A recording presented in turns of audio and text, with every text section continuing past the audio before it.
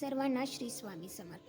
तर बघा, मंगळवारची संकष्ट चतुर्थी अंगारकी म्हणून संबोधली जाते. या बाबतीत छान अशी माहिती आहे. बघा, हिंदू धर्मातील सहसा सर्व गणेश भक्त संकष्टी चतुर्थीच्या दिवशी मात्र उपवास धरतात. आपल्याला घरी संध्याकाळी देवघरातल्या मंगलमूर्ती श्री गणेशाची पूजा करून बाप्पाला दुर्वा आणि मोदक आपण अर्पण करत असतो. आणि चंद्रोदयानंतर मात्र गणपती श्लोक वाचून मगच हा उपवास आपण सोडत असतो. परंतु हीच संकष्टी जेव्हा मंगळवार येते तेव्हा हिला आपण अंगारकी चतुर्थी म्हणून ओळखत असतो. यामागची एक सुंदर अशी नाजूकशी कथा सुद्धा आहे. कृतयुगात अवंती नगरीत वेददैवेत्य अग्निहोत्री ऋषी भारद्वाज हे महान गणेश भक्त असून त्यांनी या युगापासूनच मानवसृष्टीला गणेश पूजेचे महत्त्व मात्र पटवून दिलेले होते. या ऋषींकडूनच पृथ्वीच्या गर्भातून अंगारक नामक जास्वंदी वृक्षाच्या सानिध्यात रक्तवर्णीय भौमपुत्र जन्माला आला होता, जो 7 वर्षाचा झाल्यावर पृथ्वीनं त्याला पुन्हा भारद्वाज ऋषींच्या स्वाधीन केले होते. ऋषींनी त्याचे उपनयन केले, वेद शिकवले आणि गणेश मंत्र देऊन त्यांना उपासक व्हायला मात्र सांगितलं. त्यानंतर हा मुलगा अरण्यात गेला. त्यानं 1 सहस्र वर्ष तप करून गणेशाला प्रसन्न करून घेतले आणि हाच तो दिवस होता, मंगळवारी आलेल्या संकष्ट चतुर्थीचा. मात्र स्वर्गात राहून अमृत प्राशन करायचा आणि त्रैलोक्यात विख्यात व्हायचे वरदान त्यानं प्रसन्न झालेल्या श्री गणेशाकडे मागितलं. त्यावर गणेशाने सुद्धा आपल्या परमभक्ताला हे वरदान दिले की यापुढे भविष्यात येणाऱ्या मंगळवारची संकष्ट चतुर्थी ही तुझ्याच अंगारकी या नावाने मात्र ओळखून जाऊन संबोधित केले. उपासकास 21 संकष्टी केल्याची फलप्राप्ती या चतुर्थीमुळे मात्र नक्कीच मिळेल. तुझ्या या सहस्र वर्षांच्या तपश्चर्येचे पुण्य युगायुगाने त्यांच्यातही वाटले जाऊन त्यांच्या इच्छित मनोकामना मात्र नक्कीच पूर्ण होतील, ते ऋणमुक्त होतील. अशा प्रकारे त्रैलोक्यात तू सुविख्यात होशील आणि तुझं नाव भूमिपुत्र म्हणून भौम अकारकासारखा लाल आहेस म्हणून अंगारक व शुभ करण्याची शक्ती तुझ्यामध्ये असेल. मंगळ या नावाने तुला ब्रह्मांडातल्या आकाशात ग्रहांमध्ये स्थान मिळेल व तू सदैव अमृत हे पान करशील. त्यामुळेच गणेशाच्या या वरदानामुळेच तेव्हापासून अंगारकी चतुर्थीला अत्यंत महत्त्व प्राप्त झाले. म्हणूनच ज्या गणेश भक्तांना प्रतिमासी येणाऱ्या संकष्टी चतुर्थीचे व्रत उपास करणे जमत नसतील, अशांनी अंगारकी मात्र न विसरता न चुकता आवर्जून करावी, की ज्यामुळे 21 संकष्टी केल्याचे फलश्रुती नक्कीच आपल्याला मिळते. हे मात्र असे देववचन त्यांना दिले गेलेले आहे. बघा, तर आज तीच होती, म्हणजे खूप वेळा वर्षातून खूप कमी वेळा येते ती म्हणजे अंगारकी चतुर्थी. अशा प्रकारे छान देवपूजा वगैरे झाली, नंतर देवांना फूल वगैरे अर्पण करून झाले आणि जेव्हा अशी छान देवपूजा होते ना, तेव्हा मात्र दिवसाचा जो काही शेवट आहे किंवा सेवा करण्याचं मन मात्र पूर्ण संतुष्ट झालेलं असतं. संध्याकाळी दिवसभराची कामे आवरली आणि संध्याकाळी मात्र उद्याच्या दिवसाचं प्रिपरेशन करायचं होतं, जे की आपण प्रत्येक महिला जेव्हा आपण इडली बनवत असतो तेव्हा करतोच. आज सुद्धा त्याच प्रकारे मला इडली बनवायची होती आणि त्यासाठीच मला इथे मी 2 वाटी तांदूळ, त्यामध्ये 1 चम्मच मेथी दाणे भिजत टाकलेले होते आणि 1 वाटी उडीद डाळ, हे सर्व काही असं बारीक मिक्सरमध्ये मिक्सचर करून घेतलं. जास्त पातळ नाही आणि जास्त दाटही नाही, अशा प्रकारे छान असं 2 वेळेस तांदूळ वाटून घेतले, 1 वेळेस उडीद डाळ वाटून घेतली. उडीद डाळ माझी काळ्या कलरची होती, म्हणजे त्याला साल्टी वगैरे होते म्हणून थोडा वेळ मात्र तिला वॉश करायला लागतो. बट ह्या डाळीचे वडे किंवा इडली मात्र खूप टेस्टी आणि छान होतात. ह्याच पद्धतीने 2-3 भांड्यांमध्ये सर्व काही वाटून घेतलं आणि मग काय, हे वाटण्याचंच काम मात्र माझं कंटिन्यू सुरू होतं, कारण पुढची सुद्धा कामे माझी अशीच होती आणि दुपारची कामे मात्र लोडिंगवर पडलेली होती.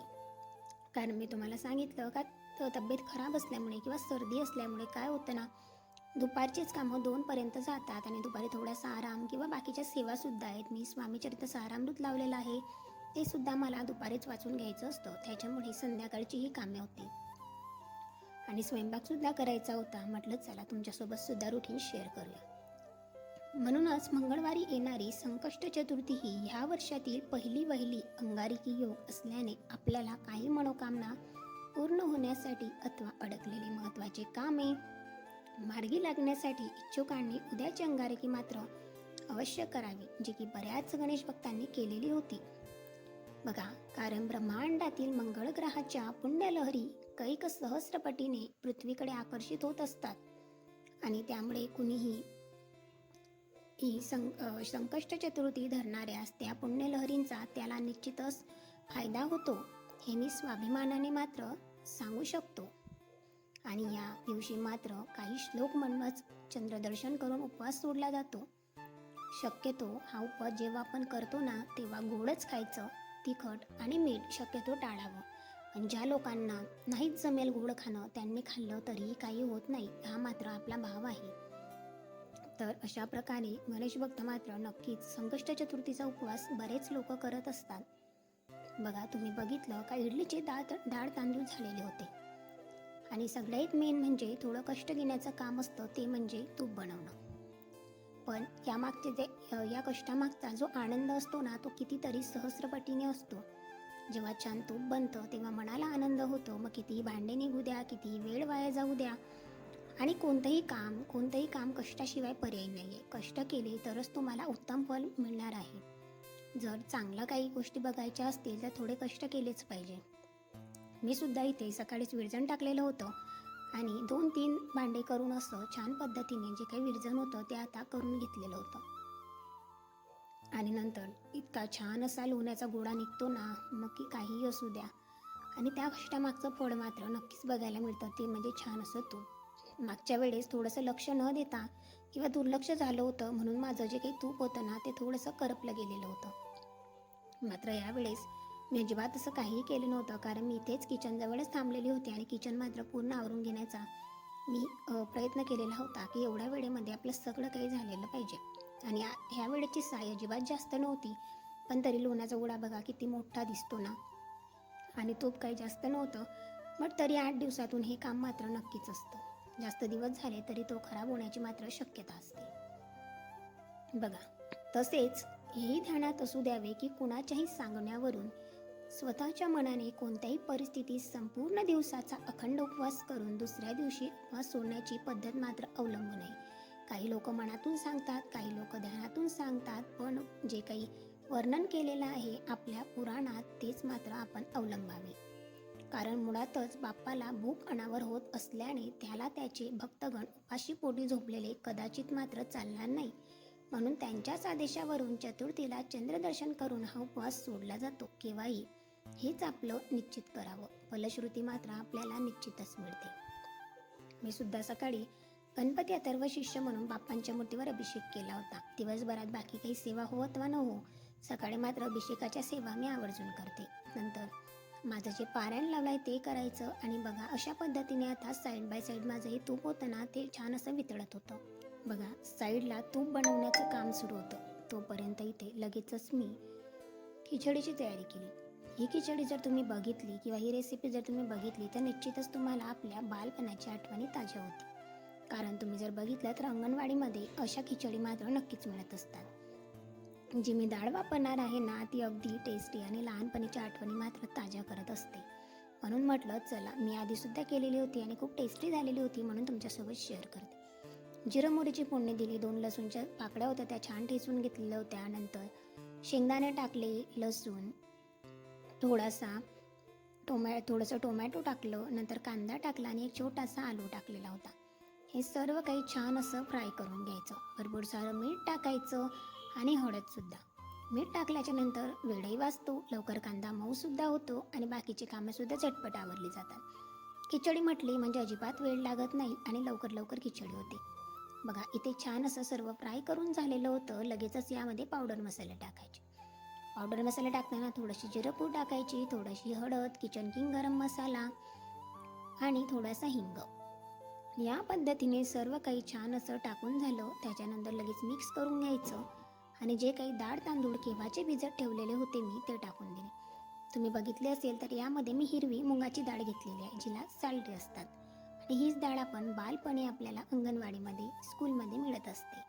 आणि हिची खिचडी अगदी टेस्टी होते. अगदी 2 मिरच्या टाकलेल्या होत्या, डाळ तांदूळ टाकून दिले आणि 2च वाटी पाणी घ्यायचं.